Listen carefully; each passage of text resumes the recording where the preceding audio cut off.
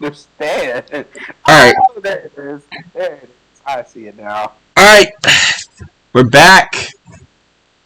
By the time this video gets uploaded, or this podcast gets uploaded, it is going to be 3 months away from the last time I uploaded a video. Reason why is YouTube wanted to strike one of my Danganronpa videos for hate speech. Now I get it, hate speech is a bad thing, we don't like it, but like, hate speech when it's done on my channel, it's as a joke and we take it right back. We're not serious about it, YouTube. Like, come on now.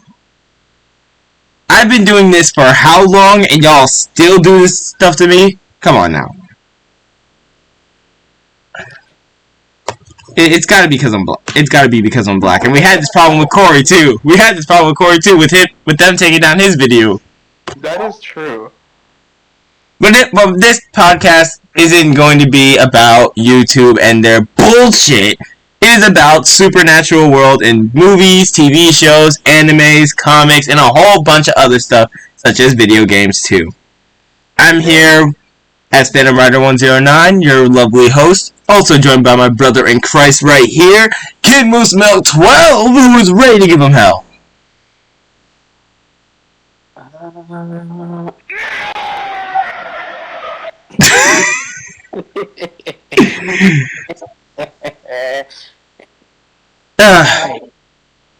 Evan said he's joining when he gets home, and I don't know what the fuck Takari doing. Okay, where's Alani at? She will be here. She's doing something. Okay. But right now it's just gonna be us two guys. Yeah, I already got a topic though. What's up? Madam Web. Oh god. The movie hasn't even come out yet, and you already getting on her. Yeah. Before I was playing my friends beforehand, and she asked me to talk about this today, and I can honestly think of a couple things. Alani's here. Okay, that's good. Like, I can think of one thing. Like, I don't know, maybe because she's not relevant to the Spider-Man story. So why the fuck does she exist? She's literally in the comics that she's in. She literally is only there to give out, like, quests. She's not relevant. Even in this old Spider-Man games on the Wii, she's not relevant, bro. God damn. Like she's literally basically just a game character. She's not even a hero. Like, come on. Yet she becomes a hero in the new Madam Web movie that's gonna be coming out soon. I'm pretty sure in the movie there's like 3 or 4 girls she's with. Yeah, there's 3 other girls that are wearing like different kinds of Spider-Man suits. They're even getting hunted down by another Spider-Man too. Exactly, what the crazy part to me is the enemy of that movie is a Spider-Man. Bro. Yeah, okay, I'm gonna be honest, that had me confused, but not entirely.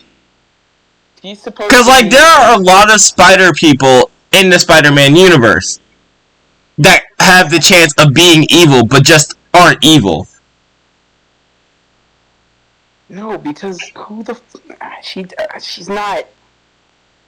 And plus, she's supposed to be really fucking old. In the movie, she's not old. The thing is, she has what is it? When you can see into the future, clairvoyance? No, that's clairvoyance is a completely different thing. What is it? Because, like, I saw in, like, the trailers and stuff, she has the ability to see, like, I don't know, moments into the future before some shit happens. It's because she's supposed to be the time spider person kind of thing. That makes sense, but it doesn't make sense because she's not relevant. Like, at this point, Disney has rights over, like, Marvel and stuff. At this point, they're just doing shit to get money. But the thing is, they're scared of anime because anime's top tier right now. I don't care about any of that, bro. She showed up once in the entirety of the comics, and it was in, the Amazing Spider-Man number 210. She was in one comic book. One! Imagine being one comic book, bro. That is insane. That means they threw you in there because, no offense, but they threw her in there mostly because somebody probably was complaining about there being less like woman heroes, so that's probably why they did it. I mean, that's the thing with that was a thing when comics were the only thing that people like look at. Really? Yeah, it would mostly be men. And there's nothing wrong with, mostly being men or mostly being women. I'm just saying, I don't give a damn about the damn girl to guy ratio. I don't care about any of that shit, bro. I'm just saying, if you're gonna make a hero, make them relevant. Because if you're going at the point where, they need more women heroes, they kind of made her useless and never saw her again. So how the fuck is she getting a movie if she's been in one game and a singular comic? That's like being a one-trick pony. It's not even like being a trick. It is being a one-trick pony. But what was this? It doesn't. And then she can see the future. Okay, so maybe I can look past that. Maybe it's like her version of Spider-Sense, or because she is from Earth, whatever the fuck she's from. Yeah, I was about to say, I don't think all the people in that movie have Spidey sense, do they? I don't think they do, because they're not like, I don't think they're real. Because all the fight scenes that I've seen in the trailers, they didn't like detect any of those incoming attacks. They just sat there and took them, bro. Dumbasses. They got white. That's what happened. Bro, they was acting like Miles in Spider-Man Miles Morales, bro, after getting hit. Literally, bro. He doesn't walk. I don't even want to get on Miles Morales. I don't even want to get Miles reaction time, bro. I don't even want to get on that. I do. Because there's no way you are Spider-Man and you're black. And you cannot be Spider-Man and black and have that least of reaction time. That motherfucker, because you can literally see in the games, he senses the attack coming, but as soon as he turns around, the fist is already in his face. Yes, like the thing with Rhino when he went to the church and found him and Finn there. He could have murdered him. He could have easily knocked his ass to the ground like he did and then just stepped on him. And he would have died. Why? Because he's not as fit as Peter. Peter Parker? He's strong and all, but he's not built like that. Well, I think with Miles, since he's like an early generation Spider-Man or whatnot, not only is he like an early generation of a Spider-Man, but he also has like different abilities than the usual Spider people. Yeah. Because with him, he has more abilities than Peter. Because like he has invisibility, he has his bioelectricity, and that's pretty much it. No other Spider-Man has what he has, really. My bad, it is clairvoyance. My bad. I thought it was called something else. So, anyway. No, I'm reading up on her, bio shit, because I know a good little bit about her, but I don't know everything. Mm-hmm. Huh? Madam Web appeared in or served as an inspiration. I don't care about that. What about a character loosely based on Madam Web in Spider-Man Across the Spider-Verse? What? Wait a minute, she was in Spider-Man Across the Spider-Verse? Apparently she was, quote-unquote, loosely based on in Madam Web in the... So I don't think she was necessarily in it, but I'm assuming there might have been some references or something. Wait a minute. Is she the embodiment of the Spider-Verse? No, bro, that wouldn't make sense, because she only sees certain spiders in her clairvoyance, not to mention. But that's what I'm saying, because like she was able to see those three girls becoming Spider-Woman and whatnot. Well, not to mention, due to her clairvoyance, plus that guy that was chasing them. She's an old lady. She would not have a movie, and if she did, it wouldn't be like a... She would just be... I don't even know how to explain it for her. It wouldn't be like a 20-year-old woman. No, this lady in this movie is like 30-something. The lady who'd be playing Madam Web would be somebody elderly, because that's literally what... Madam Web literally has a fucking disease that... It's like a muscle disease. That's why she doesn't move. Well, maybe maybe this is like the movie of like her origins, maybe of her realizing her powers. Maybe I don't know. Yeah, but you can't give somebody an origin that doesn't fucking basically exist. She True. She doesn't exist in the like she does, but She exists, but she doesn't exist at the same time. and you also have to remember, if you're thinking about the Spider-Man timeline wise, she wouldn't exist because the timelines are pretty much based off of the Spider-Verse itself. Yes, in the Spider-Verse movie, Miguel was explaining that every single one of them has had a dead relative. Somebody died. And even if that happened to her, it wouldn't make her a spider. It wouldn't make her a spider at all. No, there's nothing wrong with her, and I'm not hating on it because she's a woman or anything. I'm hating on it because it doesn't make sense. True. You cannot just drop this random ass movie and think it's gonna do okay. I promise you, it's gonna be ass. Like, no, it's gonna be hot. Can we also talk about how Sydney Sweeney is in it? Who? The bitch from Euphoria. Oh. I don't know who that is either. I was gonna say, I think it's ironic that she's in it because literally, oh my god, Sydney Sweeney, she's literally so hot. She literally looks like a fucking Muppet. Damn. Anyway. Like that blonde-haired Muppet lady with the big lips. Doesn't make sense. It just doesn't make sense. Anyways. It has to make sense, bro. Yeah. Alright, moving on to the next topic. I had one pretty good. Sean, you're probably going to be excited about this one. Okay. We're moving on to the baddie of all baddies in any video game, in my opinion, Bayonetta. Don't get me started on Bayonetta. Now, mainly, I want to talk about her because the way she died was messed up.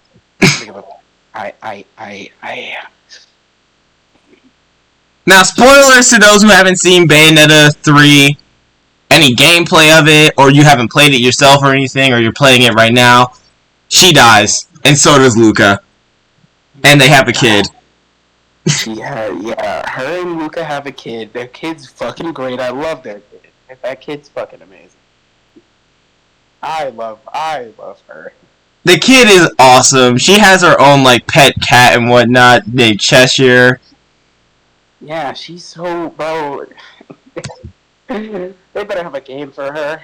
They're gonna have a game for her. If they don't have a game for her, bro, that's... I'm gonna be upset if they don't have a game for her and she's older and shit like that. Yeah, Viola, that's her name. Yeah, Viola. Well, no, her birth name is Viola, but then when Bayonetta died and she challenged her in her dreams or something to gain Bayonetta's respect, yeah, because her name got changed to Bayonetta. Yeah, because current day Bayonetta didn't believe. Now, I like the fact that with the third installment of Bayonetta, they went into like the multiverse aspect. Because the game made no sense to me for a second. No, you have to with Bayonetta games, if it's your first time playing a Bayonetta game and you start from like the second or the third one, of course. It's not my first time seeing gameplay of it or anything, because like my cousin used to play it, and I would watch them play it. Yeah, no, seeing it and actually playing it are two different things. Because like when you see it, it's like, okay, yeah, this is cool, but you can't really game the story. No, I watched them play the whole entire thing, and they would like ask me for help and figure out how to do certain things when they kept dying and shit. I was like, try doing that. Bro, you could ask me anything on Bayonetta. I know her whole lore. I know her. Bro. Now, we're gonna go to Bayonetta 1 first, then Bayonetta 2, then Bayonetta 3, then going over it overall here. Bayonetta 1, awesome game. Love it. Why the fuck she got amnesia, though? Huh? No, because in the first installment of Bayonetta, it starts at like... You mean why she couldn't remember any of her memories? Yeah. It's part of her power. It's because since she's the holder of the left eye, she can't really... They had to put a power limiter on her, because if they didn't, she could get mad and just fucking, destroy the entire planet. No, she could. And that's the power of the left. The eyes of. I think it's the Eyes of the world. Yeah, the eyes of the world. Yeah, I don't know how the fuck I got that. It was either the eyes of the world or eyes of God, something like that. No, it's the eyes of the world. Yeah, it's the left eye and the right eye. The right eye was her dad. Yeah, her dad. Whatever. Now that just made me messed up in the first game. I was so confused. I was like, how you her dad? I don't know why they. But then the second game explained it. I was like, oh, okay, now it makes sense. It did, yeah, but I mean, it would have made more sense if they made it like fucking Luca or something. Because he's always. Then that would have been a creepy ass dad, because he was simping like crazy over her. No, he was simping over her. It's just the reason why in the second game he chased her down and shit like that and kept fighting her was because he wanted to make sure the left eye was doing the right thing, and plus he probably also did not realize that was his daughter until somebody like said something. I don't know. He made it seem like he didn't know that was his daughter. He made it look pretty realistic. No, you can't tell me all the weapons in Bayonetta, every single weapon from every single game, aren't badass that she uses, bro. No, bro, she has swords, she has her guns, she has a bow, she has a fucking whip, she has a chainsaw. Bro, one time in the third installment, she gets a freaking cannon based off of Gamora. She gets a cannon, she gets a yo-yo, she can literally use anything to her. My keys got frozen. Not to mention, in the second game, in the final boss, he teleports a fucking satellite from space that's bigger than the Earth, and she just gets on top of it and rotates that shit with her legs. and then she proceeds to throw it at him. Like, come on, bro. She said, "Oh, word, bet. Let me just return this to sender." And I love Bayonetta, not just because her games are dirty and shit. No, I love her because her games are cool as fuck. Like her right. Goated. Her weapons goated. Her moves absolutely goated. Bro, don't even get me started on the finishers. I feel bad for the people that have to think that they can do the Bayonetta finishers and try and do them at home. Don't do them at home, kids, please. don't try it at home. You will break every bone in your body. She'd be out here straight up stripping. Okay, guys, don't do that. Don't. I don't want your mama walking in on you talking about some, and then you can never see Bayonetta again. Don't think you in there being a damn stripper. My cheese, bro. Anyways, moving on to the second game. The story now takes place in, like I said before, this entire franchise takes place based off of the multiverse. But you don't know that until like the third game. Yeah, you don't know until the third game. No. Because like with the first, it's before the third game came out. The first and second game, you're sitting there like, okay. It's like a year or so after whatever happened in the first game. The first game is actually, no. The first game and the second game are two completely different times. Like, it's not like it just happened a year ago. No. Like, I literally watched a whole entire boss run and a playthrough on those two games. I sat there so confused because I was like, wait a minute. Aren't you still trying to learn how to control the left eye? What happened to that? No, she is. Like, that's why she kept... Did we just, like, time skip that and be like, yeah, she knows how to do it now? No, her entirety of her, like, just going out and fighting shit and figuring out. The entirety of the game is her learning how to use the eyes. It's just by the third game, she's like, okay, alright. She knows how to use it, but... It's like, okay, time to cook. And I think the only thing I don't like about the third game is that you couldn't fucking play as John. Like, why not? that's her sister. Like, No, you can play as John, but it was like a Metal Gear Rising kind of thing. Yeah, it was like a Metal Gear Solid kind of thing, and I don't like, no disrespect to Metal Gear or anything. Like, We love Snake. We love him. Yeah, but in the second game, you could play as her after you beat the game. Like, I want to be able to do shit like that. Like, after you beat the game, you should be able to play as her. But no, after you beat the game, you don't get to play as her. You just get to play as, Now, YOLO. I just gotta say this, going off topic a little bit. Why the heck is Snake in Warframe? Snake's in Warframe? Okay. No, because like in the recent quest update that has been added to Warframe, for those of you who have played it, there's a specific part in the quest where I don't know if it's like you're going back in time or going into another universe into somebody's mind or some shit. But the dude's character build looks like Snake from Metal Gear. I kid you not. Maybe he's just based off of his body or something. I don't know. Man literally comes in pulling out a katana and has an AK letting it spray. And I'm just like, bro, who are you? Yeah, sounds about right. And like he's wearing an Excalibur suit and everything. And it's just like, bro, whose man's is this? I don't know, bro. It's interesting. But yeah, going back on to Bayonetta, she's a great character. I love her. I love her to death. Now, the kid, I can't remember the kid's name from the second game, but they called him Loki, Aesir. Oh, you mean, yeah, that's Loki. Yeah. That was his name. Mans was throwing out cards like he was playing Yu-Gi-Oh, bro. I just... Yeah, he was, I don't necessarily remember. I think he was a seer. I think that's what that was. Yeah, he was a seer. That's why the Aesir wanted him so goddamn bad. Because he could, like... Well, from the lore in the second installment, it said that both him and the final boss were, like, once merged as one. Yeah, they used to be one person. Like, they were like the gods of both. They had both the left eye and the right eye, and they could control it and whatnot. Well, no, they just used to be one being, but the Aesir is power hungry, so he's like, yeah, nah.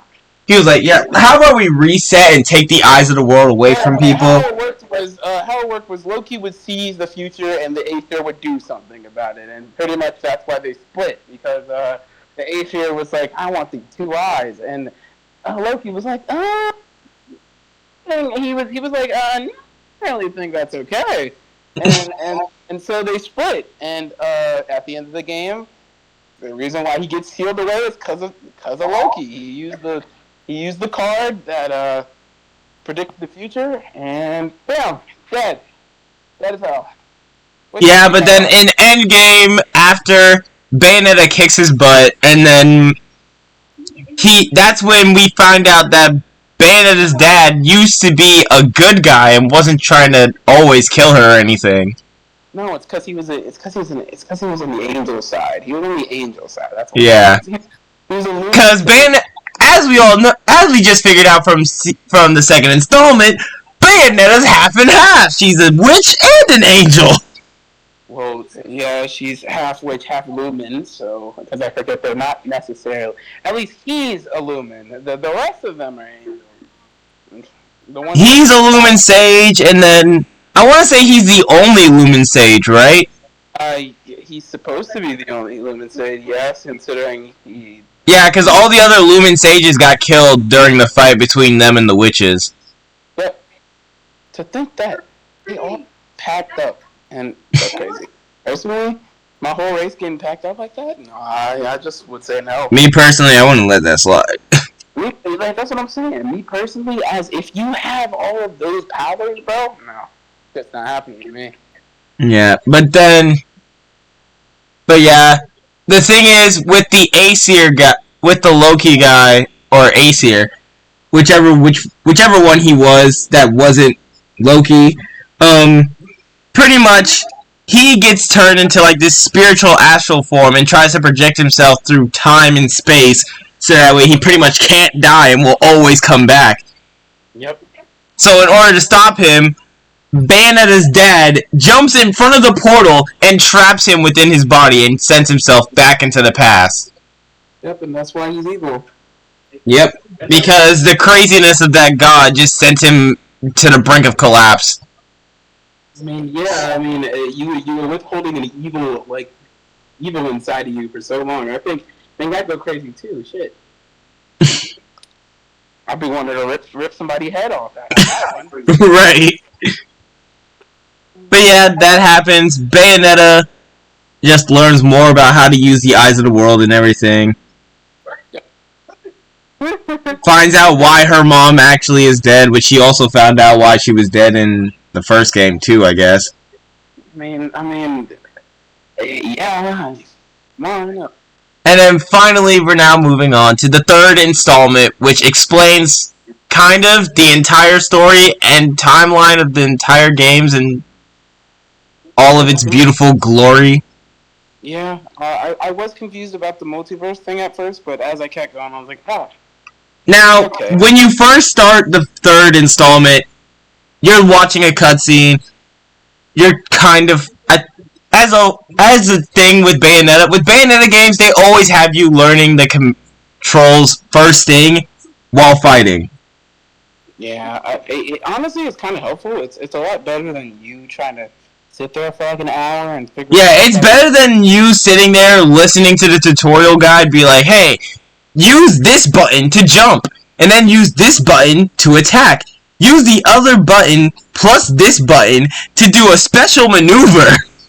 No, Bayonetta games are just like Devil May Cry games. You gotta get that. You gotta get that combos.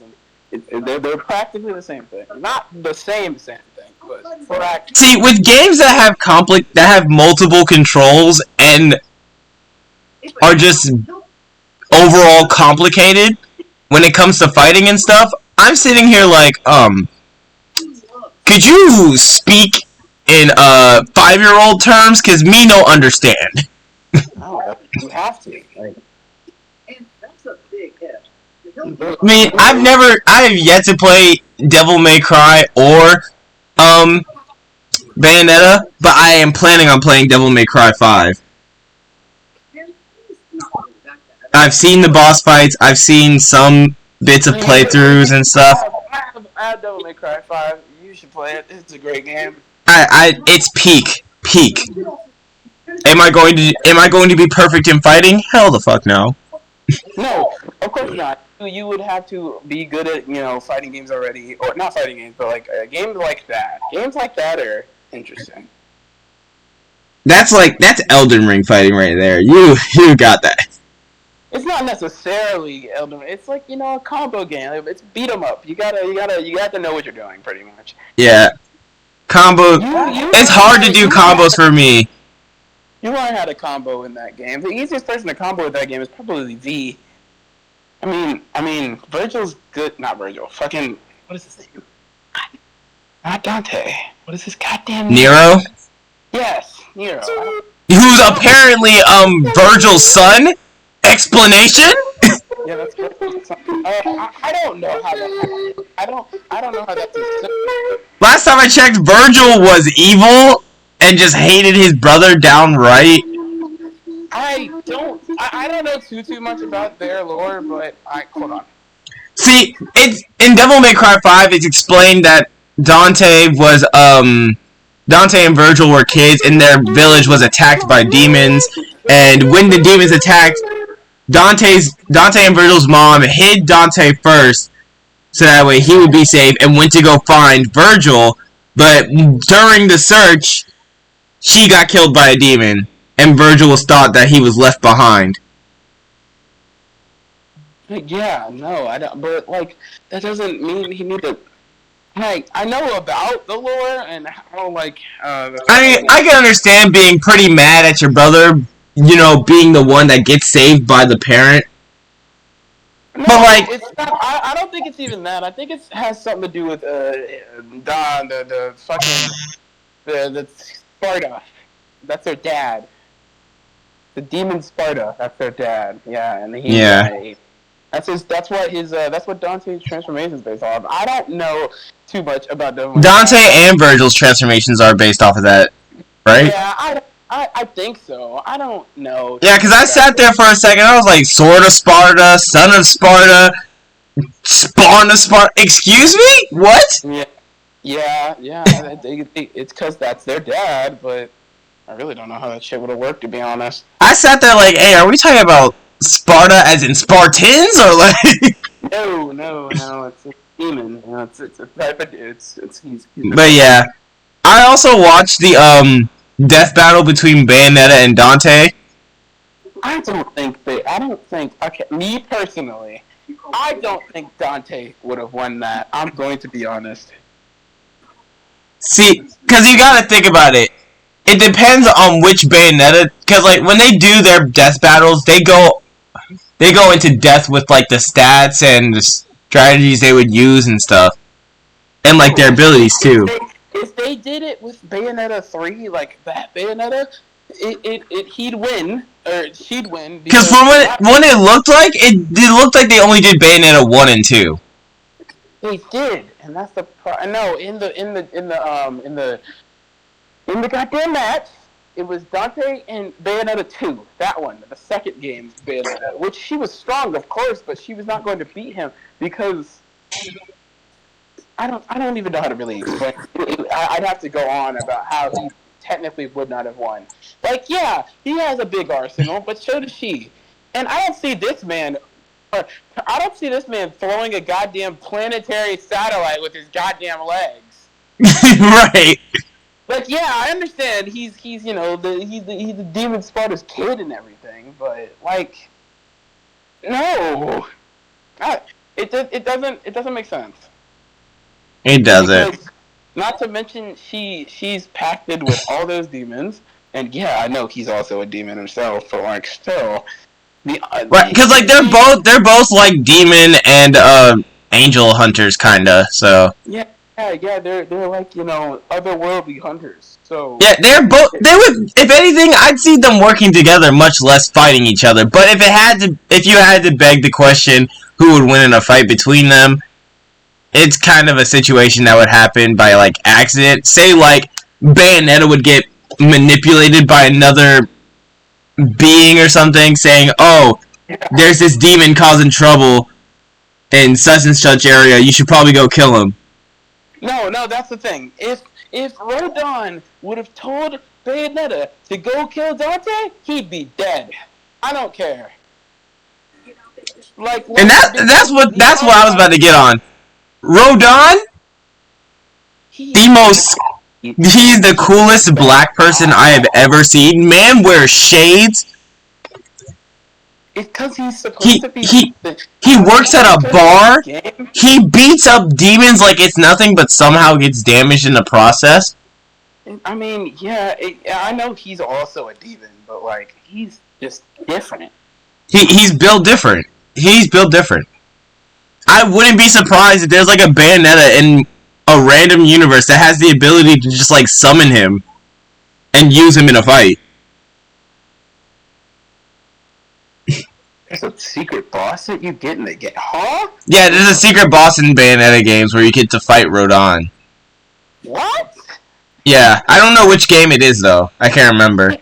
It's the fucking second game, because that's what that's for. What? Okay, so for context, in the second game, there's an item that you can buy from him, and it's called the Platinum Ticket. And oh yeah, if you like do a perfect platinum run on the game, I think you get to unlock the Platinum Ticket. No, you don't have to do you don't know how to do a platinum run. You just have to you just have to get enough halos for it, and then you could just buy it. And I guess you give it to him. But I never got it, because every time I'd save up for it, it takes a fucking time.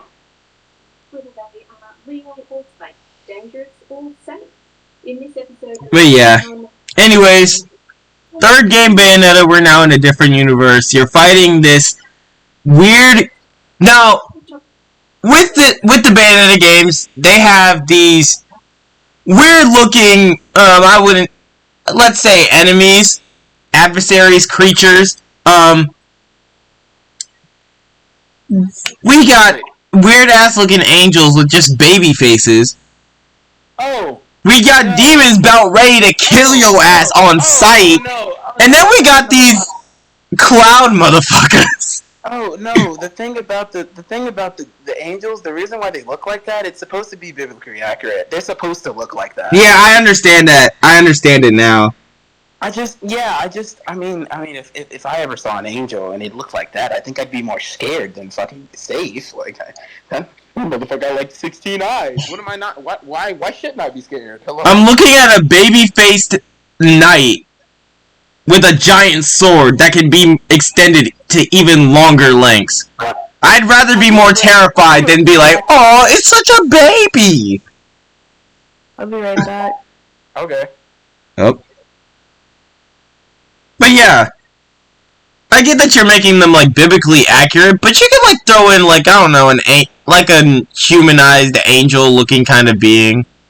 Well, no, you have to realize that this is also like this goes into like religion and shit, so we can't necessarily talk about this right now because you can't. And anyway, that aside, nobody ever really explained how like Rodon, that nigga, he's strong. He's just different. Mind you, Rodon's like the only humanoid demon besides Madame Butterfly and what's-her-face in the second game. Old. I'm watching a clip on like how the whole fight starts. Like I never seen it. I didn't know you fought him in the game. But yeah. But I guess there's also a secret boss where you can fight him in the second game. I mean, not the second game, the first game too. Because in the second game, when you get the secret boss fight, he's like, it's been a hot minute. He's like, it's been a hot minute since we had a spar, but I guess I'll treat you to one. There it is, the infinite one, Father Rodon. That's it. Okay, so this is what he really looks like. That's crazy. Damn. Yeah. The third game, it's heat. I love it. Although I hate the fact that they always killed off every single Bayonetta from a different universe. Well, no, it's because time theory, and plus the dude was the main boss. Yeah, I know. He was only trying to kill all of them so he could be the only one. So that way nothing could stop him. But I mean, he also has to realize Viola is gonna learn how to use her powers, and she already is. Like she already has her quote unquote butterfly form. So I mean, now that's the thing. The butterfly form is a mix of Bayonetta's Madame Butterfly transformation and Luca's werewolf transformation. I don't think people realize how big it is for her to be able to use the power of the Madama Butterfly. Like that I can't scale how strong it is, but I mean, what I liked about the third game though is the fact that you could make the demons even more powerful when she just like pulled out her heart and just like did a whole ritual. That right there, I sat there like, bro. No, the ritual fights in that game were actually fucked with them. I like them a lot. I can't lie. Bro, the Gamora fight, the Madame Butterfly. The funny thing about the Madame Butterfly fight was the fact that she was sitting there like she was in a bubble bath. That was funny. I mean, yeah, because all she had to do was chill. The Madame Butterfly just does everything for her. Well, not technically.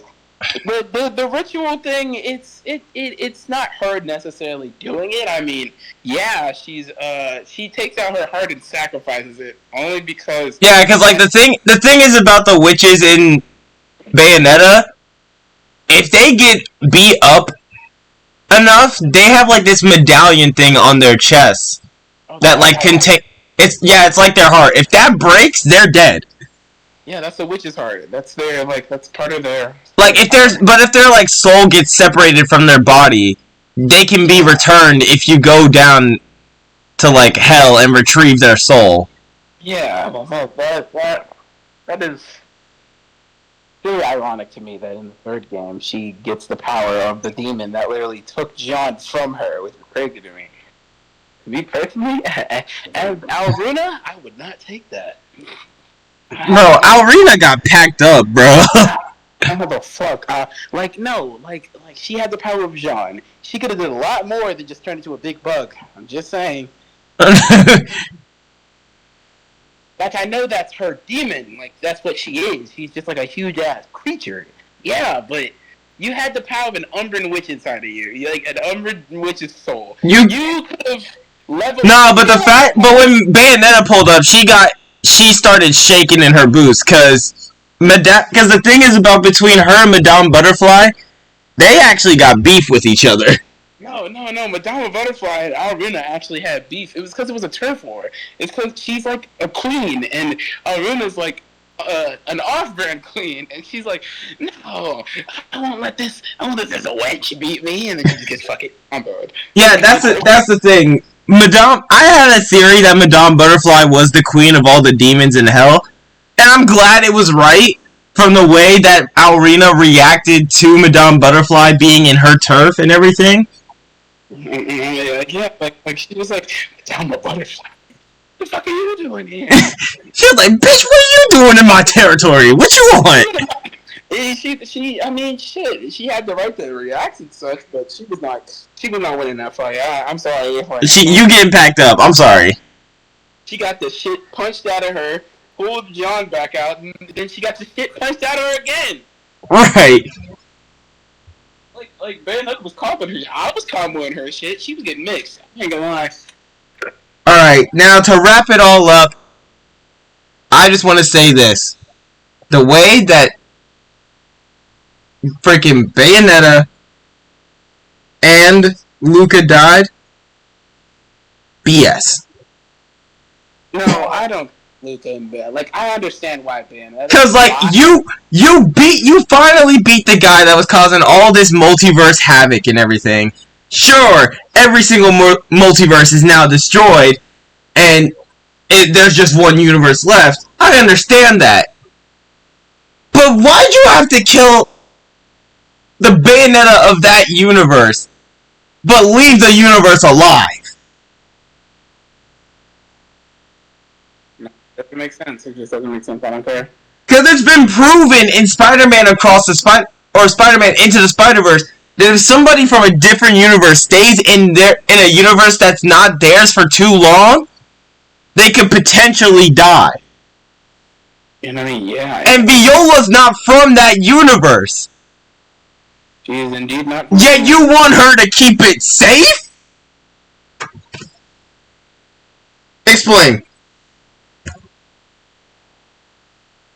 But I'm gonna need an explanation on that, because that right there doesn't make sense. Well, what are you confused about? Because, like, I get it. That's her daughter and everything, and, like, she's the last Bayonetta alive. Yeah. But, like, she's from a different universe. And even though her universe is destroyed and everything, like I said before, it's been proven that if somebody from a different universe stays in another universe that's not theirs, they potentially die sooner or later unless they find a way to stabilize themselves. Well, that's because, one, she made a pact with Cheshire, and two, Umbra witches have a good control on time, so time doesn't necessarily affect them, so to speak. I mean, yeah, they would age, but they wouldn't get, like, old and shrivel up and die like normal people. No, they would just age to a certain extent. No, but I'm saying, like, you saw how, like, Gwen, Peter Parker from the other Spider-Man, from the other universe, Penny and everybody, they came into Miles' universe after his Peter Parker died. Yeah. You saw how, like, they reacted being in his universe for too long? That's what I'm talking about. Yeah, they are... Like, how come they didn't... I mean, I can understand Bayonetta, she's got plot armor, but her daughter? Excuse me? I mean, it kind of makes sense, too, because, I mean, if Bayonetta's gonna have plot armor, you know they gotta give it to somebody else. True. It's because if you have a kid, you're gonna eventually want to, I guess, pass on the legacy. Now, with Luca, I can see him. He didn't necessarily die. He just got taken down to hell with her. Yep. So there's a chance that he's still alive. He's just trapped in hell. I think he's not. He's not a human being, of course, but I don't know if he's still. Because the way his werewolf transformation was described as, it was something that he had since birth.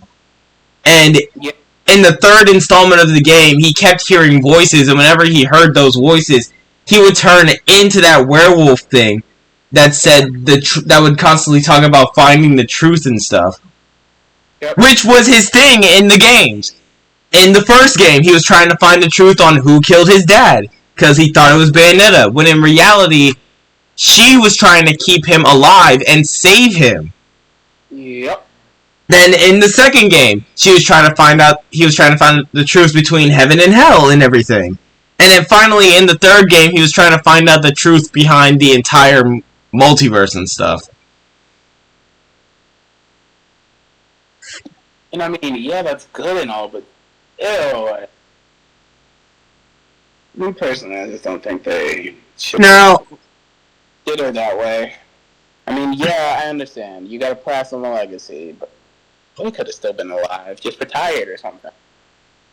Right. Like, I got no problem. I can understand, Bayonetta, she dies. Now, what really made me upset is that John died. That's what made me upset. How she just got backstabbed by the professor, who was the cause of everything going on. No, it didn't make sense to me about how John got backstabbed by that idiot. Mans was literally paralyzed in a wheelchair. I saw it from first glance. No, I knew he was trouble. As soon as he came on screen, I was like, that guy is... No, I could tell. I could tell there was something wrong with him because he... No, but the thing is, when you first start the game, you're at the view of, Viola's perspective when she first sees the final boss. Yeah, that's true. And then once you finish that fight and whatnot and get past that cutscene and get into the actual game where you get to play as Bayonetta, the main Bayonetta of that universe and whatnot, it's like he's trapped in that universe, but it's slowly being destroyed. I'm sitting here so that universe is slowly being destroyed and he's trapped there. How the heck did he get from there to the rest of the multiverse? I honestly don't know how that shit happened. What did I miss? We're just talking about Bayonetta, that's all. Still talking about Bayonetta. We're about to move on to the next topic and then end the episode here. But yeah, I mean, Bayonetta and Luca's death, I think it was bullcrap.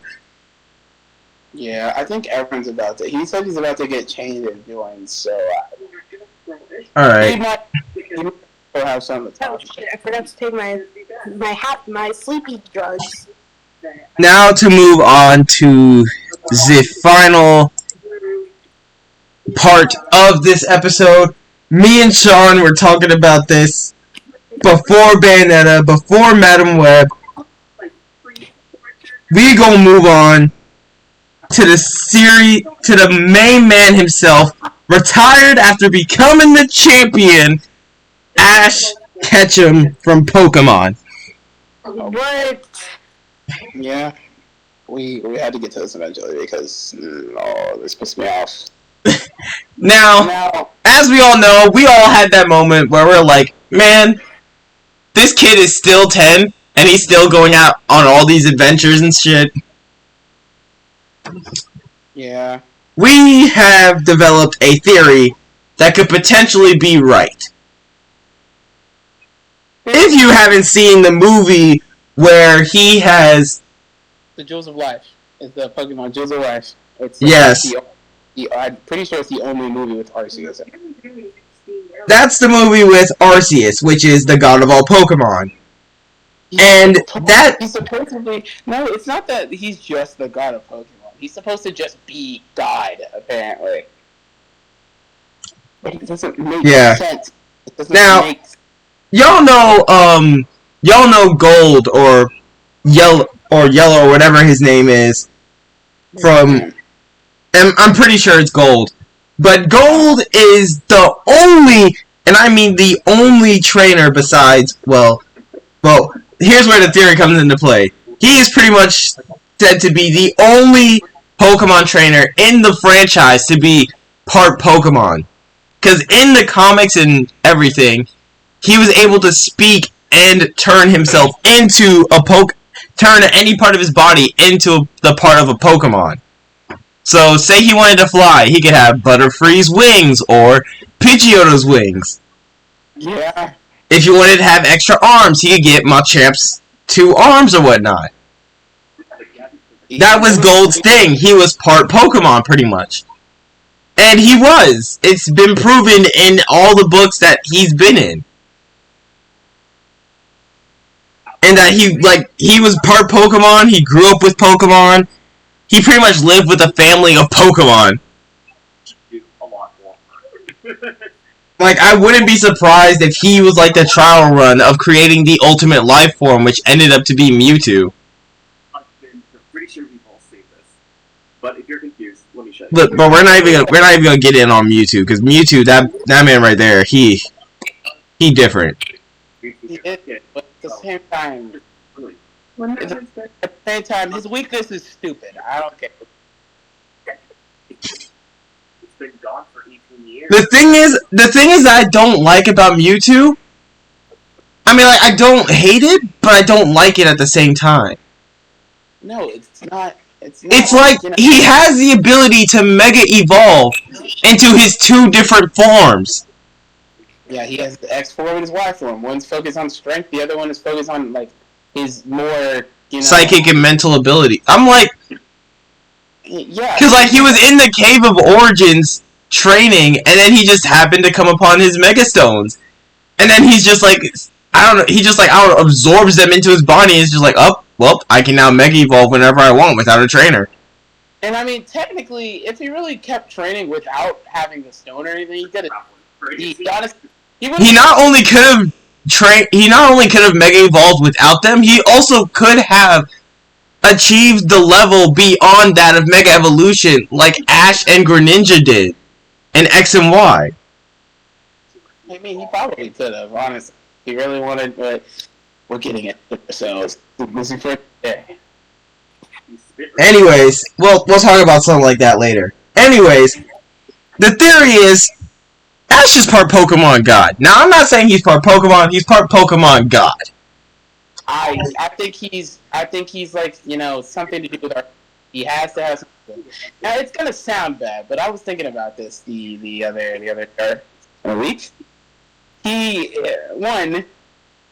Pokemon itself could be a better game. It has a lot of wasted potential. Like, take part 1. The fact that, I don't know, the Pokemon and humans have been fighting for literal eons. But Pokemon is only about, you get a team, and you fight other people, you get your badges, and then you beat the game. That's all it's about. And then you get all this post game stuff that you can do, like catch the legendaries or catch mythical Pokemon. Yeah, and that's cool. Or like complete the Pokédex. And yeah, that's cool, that's great and all, but if they add more to the story, they have the chance to do so. Like with X and Y, the whole Zygarde thing. They could have explained how Zygarde, came to be Zygarde, because he has to have the cells in order to be the big. And that's the thing that confused me in X and Y. The cells were scattered across the entire planet, but like, when they do it in games, you have to like collect the cells in order to get Zygarde complete. Which makes no sense, because... And then, no, because I was chilling, I was like testing, I was messing around with the Pixelmon mod. Same thing. You have to collect the Zygarde cells both of the cores and all the other 99 or whatever cells in order to get Zygarde. And then in the games and the mod, you have to merge them with a Pokemon in order to get 100%, 25%, or whatever percentage form you want. It makes sense. It makes no sense. Sorry, I'm playing with him.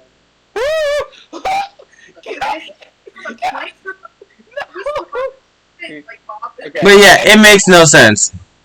Anyway. They have a lot of wasted potential in Pokemon. Long arms, while from afar, it can trap you within a cage of quick-growing vines. If you come close to a cluster of them, it just turn and... There's the fact that Hypno literally hypnotizes his prey and then takes them off to a dark forest and kills them. No, that's the thing. He hypnotizes them, brings them to a forest, and eats their dreams. And essentially, in Pokemon, that kills you. It'll actually protect you. You have literal Pokemon that are basically serial killers. Like, I don't know. Nobody's ever talked about it, but Giratina?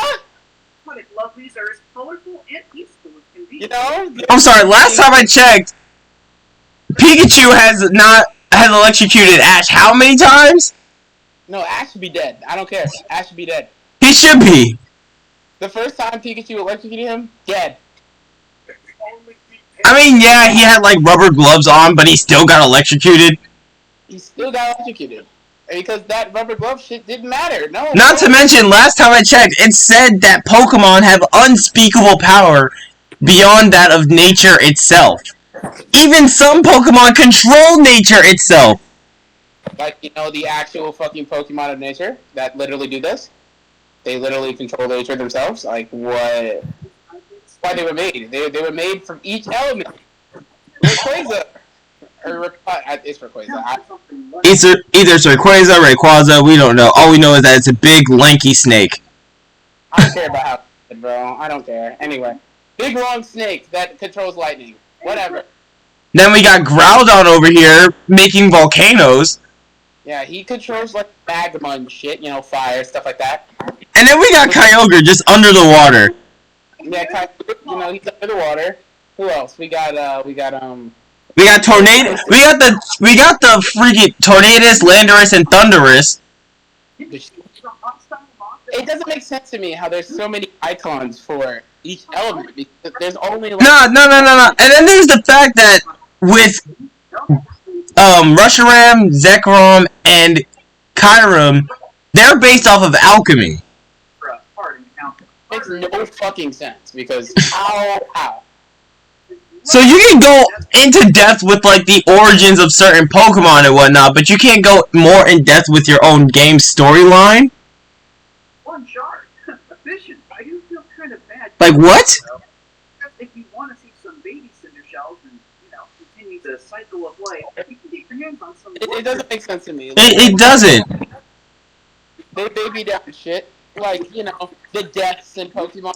Pokemon have died before, people have died too, but they don't really show it unless it's in a movie. Literally, there is a Pokemon that needs to go to the brink of death in order to evolve in Pokemon Scarlet and Violet. Yeah, there are Pokemon with that, you know, not passive type of thing. They have to have that because that's how they get strong and evolve and shit. You know, that's what they.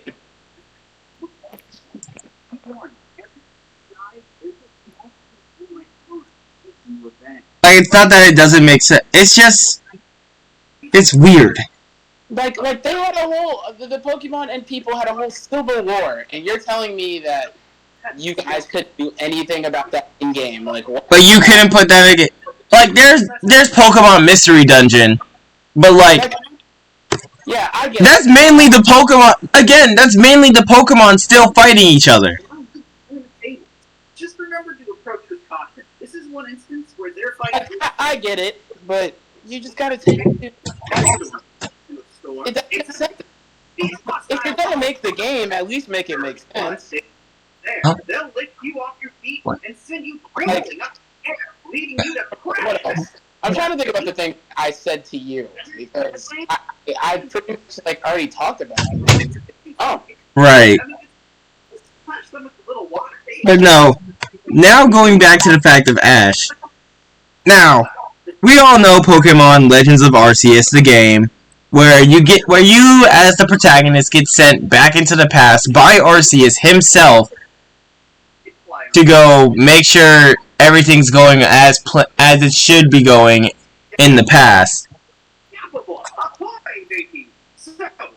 There's the theory that me and Sean have come up with. You are playing as Ash.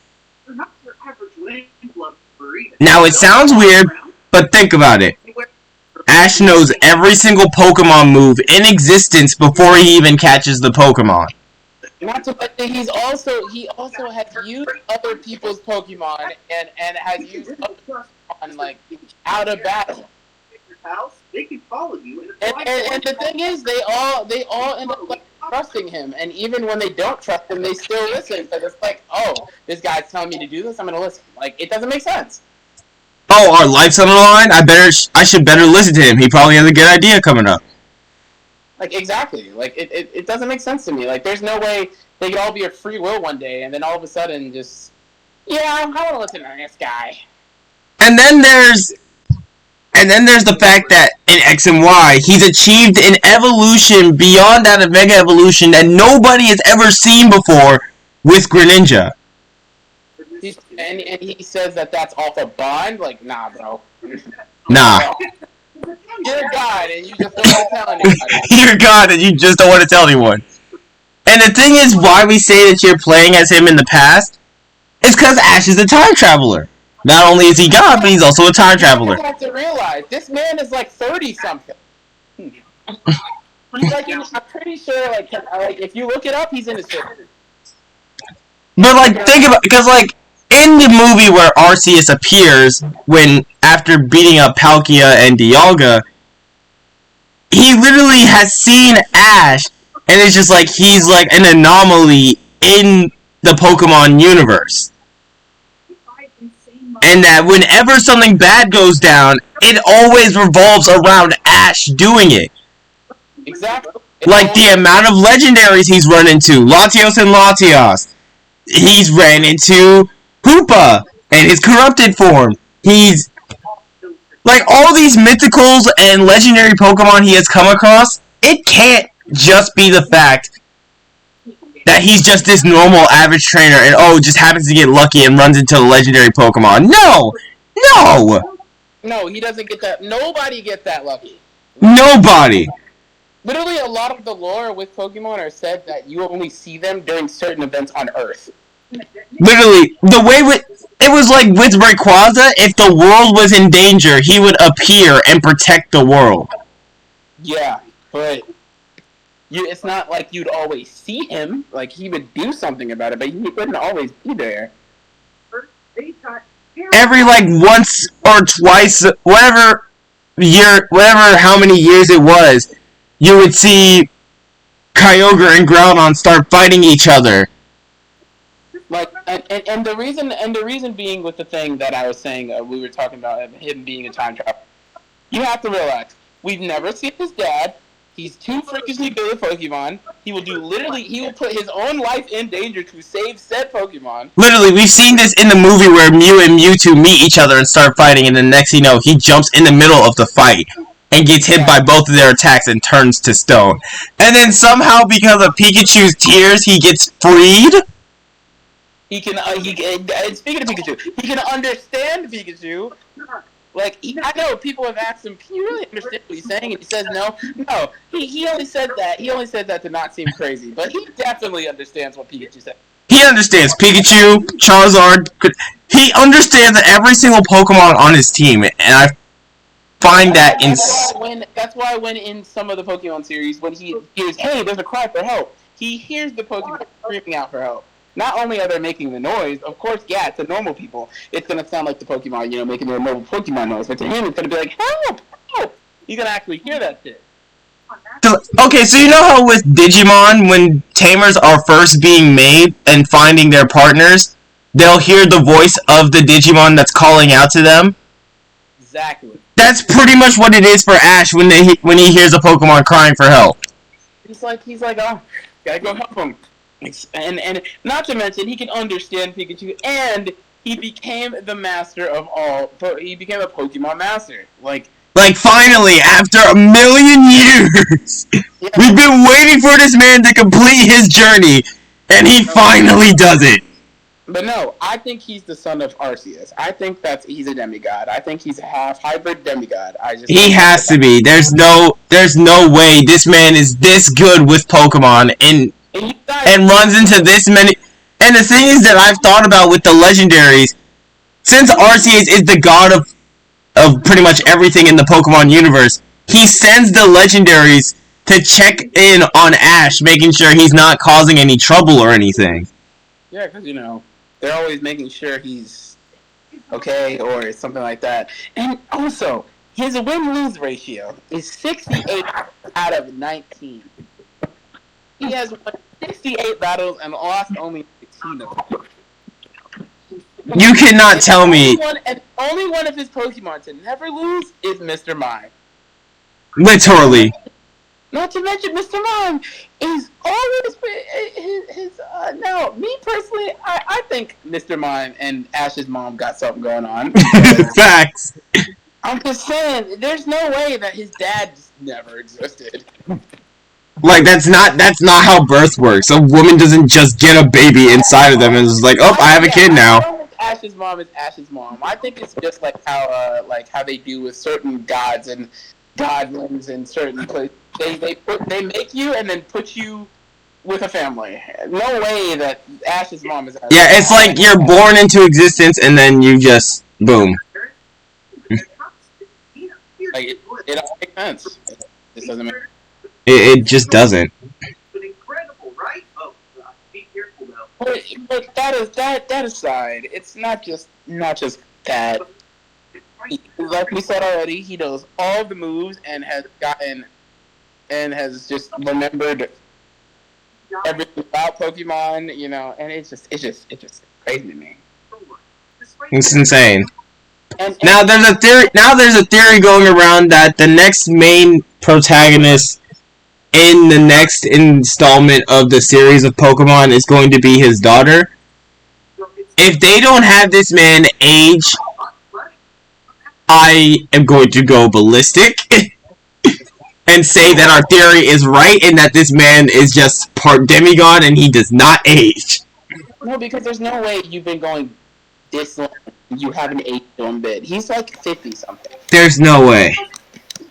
That nigga Ash is like he's 50, and they just accept it. I mean, I get it's like with a kid's game, but still, you could still do things with it. And it might be the case. If you still want to make it kid friendly, you could make a separate thing, like a separate Pokemon. Right, because there's a whole mobile game called Poke Cafe or something, and it's like a puzzle game and whatnot. If you can do that, there's nothing stopping you from making like side stories or side main story. Like that's mainly made for like little kids, so that way they don't get traumatized by the fact that there's Pokemon out here killing people and their own kind. You gotta realize. Half of these Pokemon were literally made to kill people. Bro. You literally have dragon types out here who are bloodthirsty. We're talking about my theory on Pokemon. I think Pokemon could do a lot better with their games. Just saying. And the fact that Ash is part demigod. Y'all doing? I think doing podcast shit or? Yeah, we're doing the podcast thing. We are. Oh, alright. My fault. You're good. I just don't. But to wrap up this entire. The whole thing that upsets me is just how Pokemon got mad at the Power World people because they made their fucking game and it's basically a ripoff. You wouldn't have to be so mad if your game was better. Right. I mean, we've dealt with. I mean, I can understand with all the other past games. You've added Mega Evolution. Z moves, Dynamax, Terrestrialization. And that's cool and all, but that's not part of the story. They have never done half of those things besides, Mega Evolution and all that. Like, other than that, it's not happening. And Literally, Alola region, yes, they use Z moves. In Pokemon X and Y and Kalos region, yes, they used Mega Evolution. But Terrestrialization? Excuse me? Who used that? I'm pretty sure that's not even in the show. Right. They threw that shit in there just to put it in there. Like, I don't get it. Like, Pokemon thinks they can just get away with anything. They can't, bro. We pay attention. Look, you guys get mad at the fact of people creating these spin-off games to Pokemon in their own special way. Bro, the reason they're making it is because we're sitting here waiting for you guys to make an actually good version and a new installment of Pokemon that we can enjoy. Like, you've seen those Pokemon games with those cool-ass... With Zekrom and everybody else using their cool-ass moves. Bro, they could do that in fucking... They could do that in the actual games. Like, I know y'all got a budget. You literally got people out here making Pokemon mods just to make the game better. Like, if it's that bad, hire the people who make the fan games and have them make it. Hire the people that make the mods, the fan games, the spin-offs. Like, bro!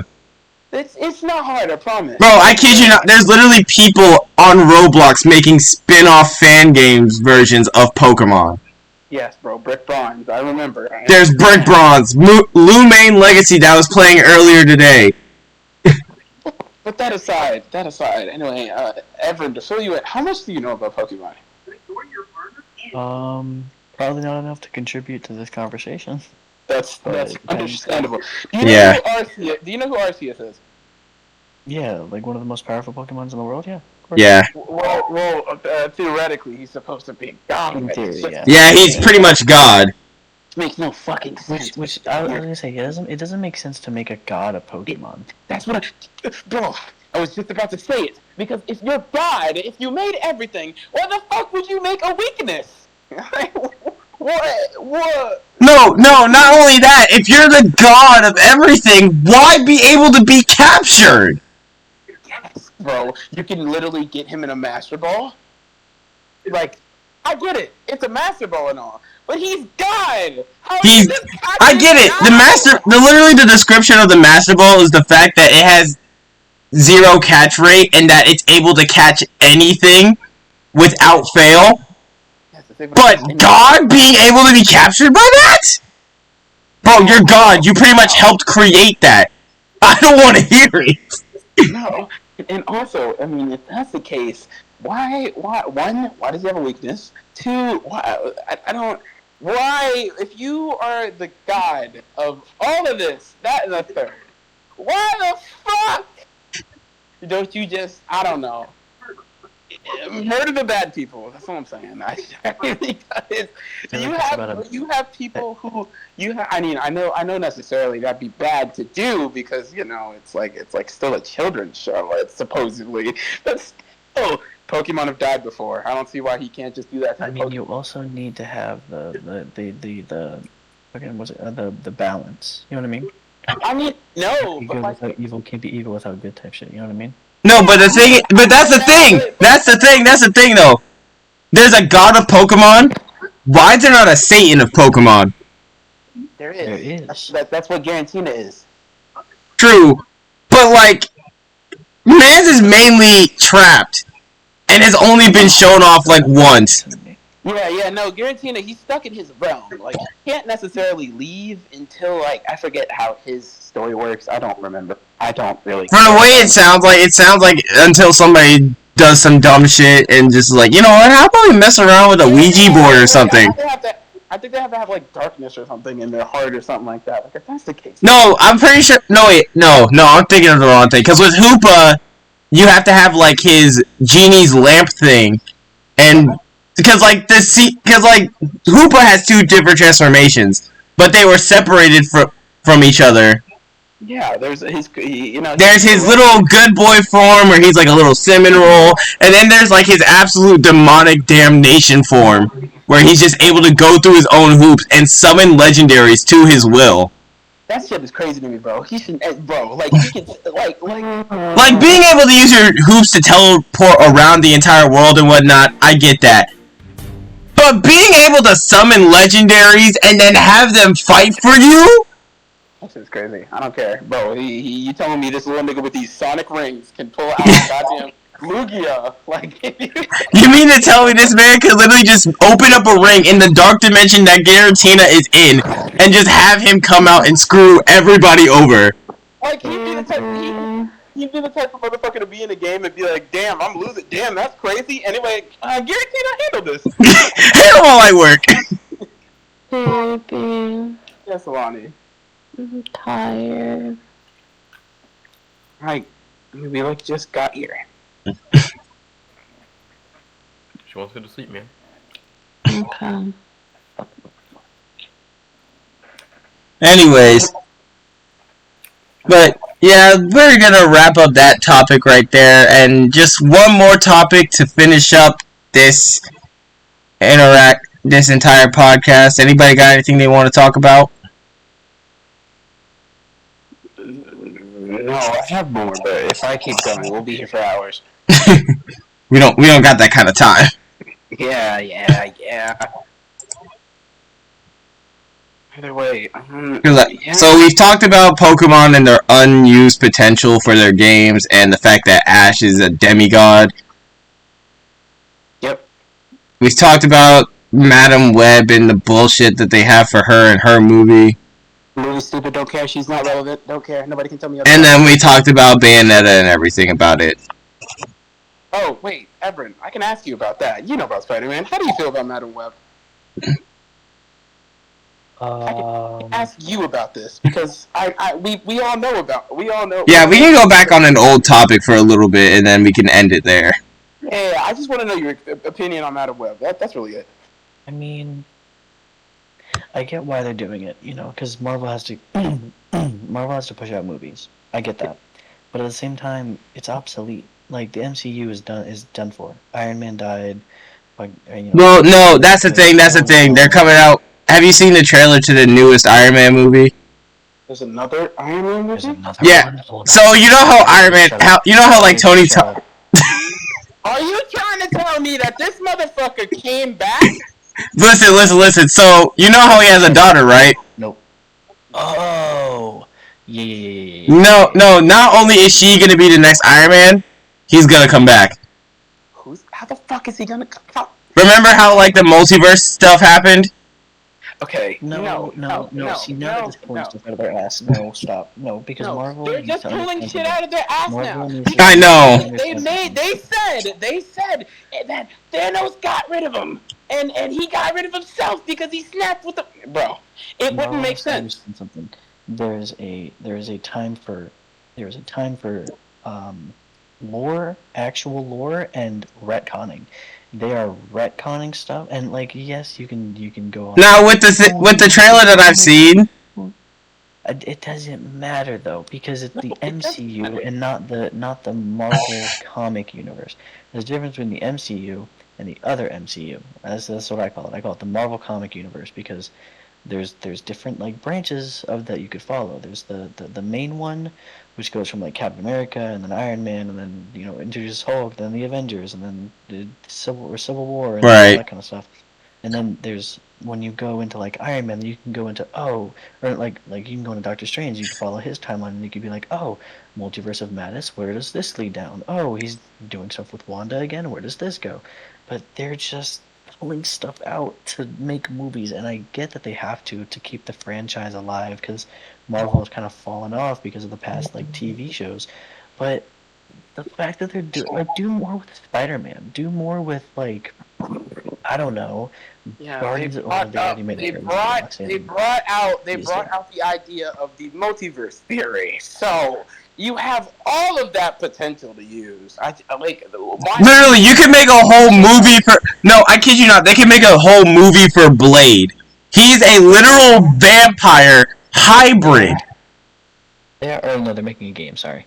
But do you understand how cool it would be to have a live-action multiverse? And I'm not talking about like a Spider-Man, what was it, like, not Far From Home, like, no, was it Live action Miles Morales movie. Yeah, no. He means Yes. like how they did it with Yes. he means like how they did it with Because this is something that pissed me off. So like, yes, they brought back Andrew Garfield and Tobey Maguire. That was amazing. I'm so We love that. like those are my two childhood Spider-Men. So I'm very glad they did that. But they teased so many Spider-Men when at the end of the movie, there like Doctor Strange was over. That was like above the Statue of Liberty, and he was trying to like bring everything back together, and then erase Peter Parker from basically existence. But it irritates me because they teased so many. They teased Spider-Man 2099, Ultimate Spider-Man, and then they teased Madam Web. I don't know why they did that. She's kind of, I mean, She's not technically a Spider-Man, but she technically is at the same time. I don't know. It's weird. Because like she's shown up one time in the comics, from what Sean has said, and that she was only used to like give out quests and stuff. Regarding the other Spider-Men. Yes, she's shown up one time, one comic, one. Not to mention, she's old and blind. She's basically dying. you might as well just pack her up yourself. There's no point. I mean, I don't Sean, care. to be fair, one can argue that Daredevil is the same way, but people Yeah, love he is. Daredevil. But at least with him, it makes sense. They're throwing her out like she's actually been relevant. She hasn't done anything. She was relevant one time, and then she just disappeared off the face of the earth. Literally, even in the Real Spider quick, in I could be the wrong. Wii game with her in it, the Spider-Man Wii game, she doesn't even do. You literally only talk to her to get missions. That's what she does. She's just an I could be oracle. wrong. I think it was Across the Spider-Verse. In Across the Spider-Verse, didn't they bring out Madam Web, or was that Spider-Woman? No, Spider-Woman. Oh, then never mind. You mean the black one? Yeah, pregnant. Yeah, that's Spider-Woman of. I don't remember. I looked into her lore at one point because I was actually interested in her, but she's really cool. I like the way she. That's also what I mean. Like, they could do, bro. Forget everything about that. Do you understand how much people love Obi Brown? Yeah, they could do a lot They with that. do so much with that. They could have so many like other like movies, and I'm really hoping they do after the third Spider-Verse movie comes out. Yeah. But they can do so much else that's like actually cool, not just like, oh yeah, you know that one character from that game years ago that you played on the system that no one remembers anymore? Yeah. Yeah, we're gonna make a movie about that. Yeah. I went back and played that Spider-Man game, because I heard Madam Web movie is coming. I was like, okay, this is great. What I want to see for the next Avengers movie is where they bring in like the X-Men and everything. Because like no. Because here's the thing. They had the chance to do it during Endgame when they brought everybody back with the snap. They had the chance. You have to also remember that they are in different universes, and yeah, they've done that before. They've brought shit from different universes over, but you gotta remember, they're on a budget, LJ. They can't. You also have to, LJ. You also have to realize that if you bring out the X-Men into the MCU, that means you're bringing characters like Phoenix. And Deadpool and Wolverine. No. Canonically, right now, Phoenix. You don't have to worry about her. She's technically dead. She's not dead, bro. She's not dead. I don't care what anyone says. She's not dead. No. I completely agree with you. She's not dead. She's just, I don't know what you would call, floating around in space. Basically, she's pretty much just in space. It's weird because the way Phoenix is born, pretty much, is she's like this energy ball that gets absorbed into Jean Grey. Jean Grey herself is a combination of so many other powers that would have obliterated Thanos. So I get why they didn't add X-Men into Endgame, because it would have just immediately ended the show, like ended the movie right there.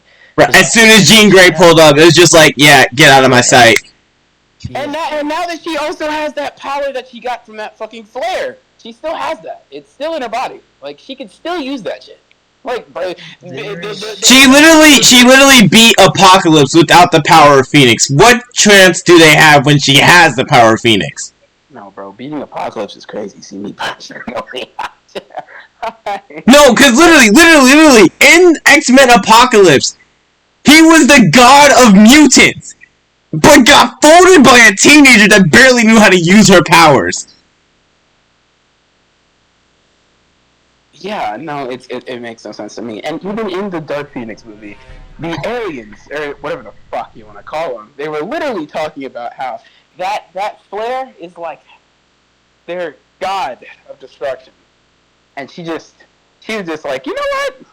I'm feeling a little thirsty. Let me just. And she's just fucking. No, but she didn't even like force. She didn't even want to absorb it. It just merged with her. It just said, yeah, I think I want to go in here actually.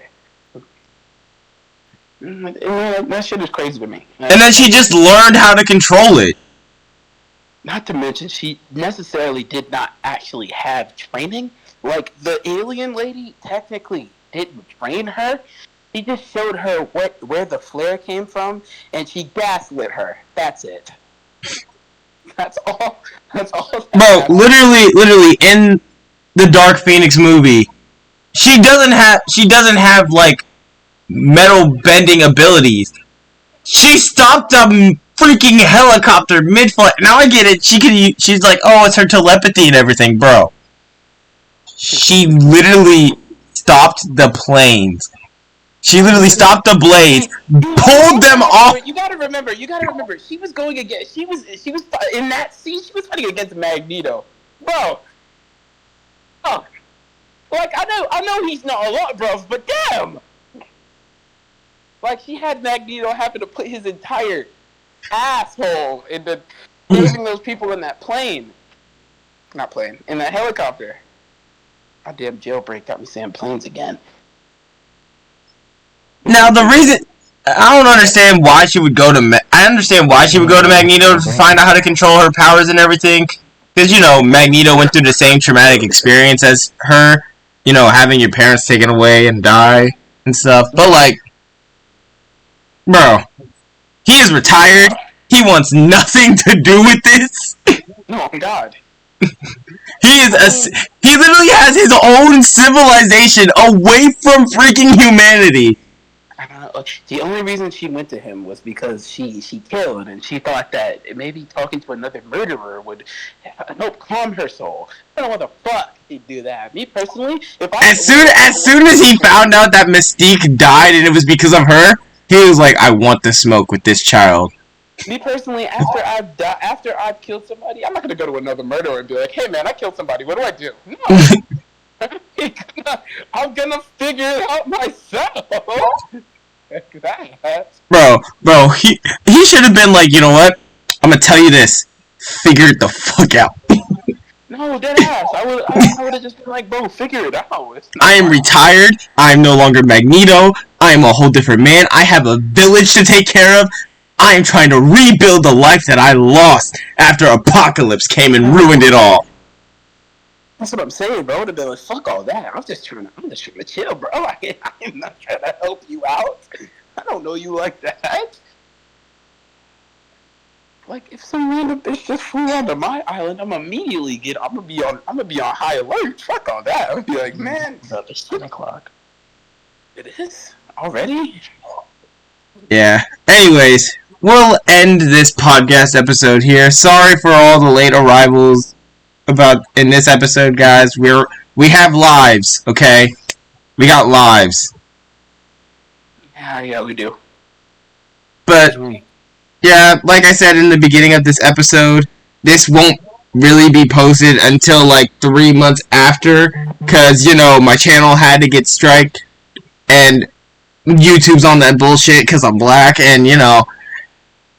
I'm black. February is wild. YouTube, get your shit. Yeah, no, seriously, YouTube, what the fuck? Like, come on now.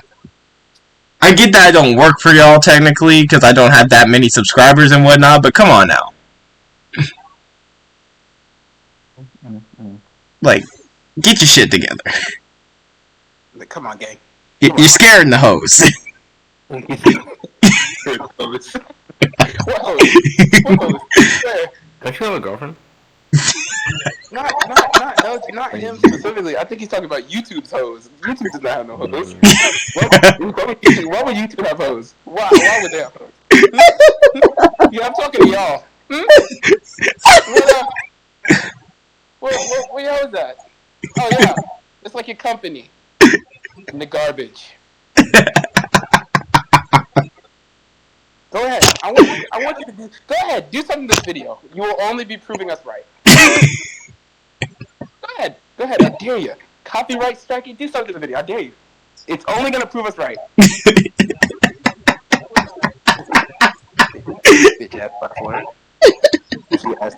I'm low-key about to switch to Twitch just because of the stuff like this. YouTube, we love you. Thank you for supporting LJ. I mean, to be honest, taking you you can't to really, heart. I mean, you can do stuff on Twitch. You still have to be censored on there. It's a lot more lenient on YouTube than it is on Twitch. Dang, no, let me tell you, Twitch is getting risky. No, it is. It is getting The a amount of little. times that I went over to see some clips from like other channels that I follow, and the first thing I see is a big black censor bar and some half-naked girl. I'm like, I'm closing out of this, and I'm just gonna watch YouTube. I'm not gonna. Oh God! Right. What do you want me to do? Open it in public? I can't open my Twitch in public. No, bro, I don't even. I'm not clicking on that. I don't want to watch. I don't want to see that. All I want to see is I want to see clips of Lethal Company. But no, I have to look at your fucking thirsty asses texting in the chat. Oh, remove the censor bar. Remove this. How many gifted for a removal of the censor bar? You shut up. Bro, if you want to see all that, go on to their OnlyFans. No, deadass. That shit. Did you hear the silence? Did you hear the silence? I was just about to say that. I was like, why did it get so quiet? Why did it get so quiet after my comment, bro? Because who the fuck is going to their OnlyFans? Anyways, But thank you guys for listening in on our podcast. As usual, it's great having y'all here. It's great co-hosting this new series on my channel. Holy fuck! We have like, this would make like what, the third episode? Yeah, let's make the third episode. Hopefully, once these 3 months are up and I start posting again, hopefully I don't get striked again. YouTube, looking at you. Hopefully I don't get striked again and I can just continue posting. And yeah. Anyways, look out for future content. I'm gonna start being more focused on posting stuff, trying to get more stuff out. You're gonna be stars? You're a furry now? I smile, so... He didn't even say no. He didn't even say no. That's a problem. He didn't even say no. Shut the fuck up. I mean, you do have this weird Okay. You do have And you're this still not weird saying no. I mean, you do have this Okay. weird. You also have this weird infatuation with dragons. I don't know. Leave me alone. Leave me and my childhood alone, okay? LJ, I'm gonna need you to decline that right now. Decline what? Decline your accusations. Guys, I guess we're going... The what? Just going home for some goddamn dragon. Call the cavalry. Alright. Wait. Go get my shotgun. Look at what you made us do. Look at what you made us do. Anyways, guys, I